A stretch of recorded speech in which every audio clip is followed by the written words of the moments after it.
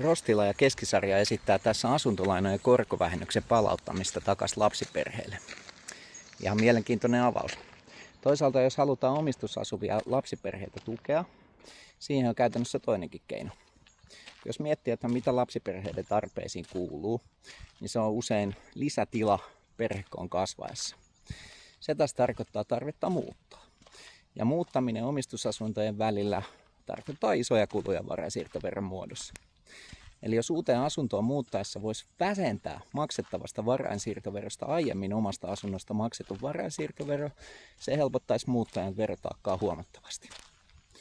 No, tämä muutos nyt ei olisi samalla tavalla nimenomaisesti vain lapsiperheiden hyödyksi, eikä siten välittäisi Rostila ja Keskisarjan mallin tapaa samanlaista viestiä, että tehkääpäs lapsia. Ja sinänsä tällaista viestiä voisi nykyhedelmällisyyslukua ajatellen pitää aika tärkeänä. Toisaalta tällainen varainsiirtoveron vähennettävyys parantaisi asuntomarkkinoiden dynamiikkaa muun muassa siten, että ihmisten olisi helpompi muuttaa esimerkiksi töiden perässä. Sama markkinoiden dynamiikan helpotus voisi tavallaan auttaa myös lapsiperheitä epäsuorasti.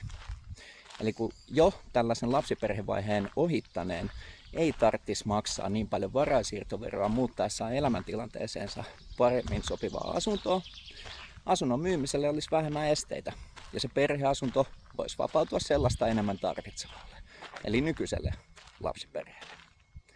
No, miten nois?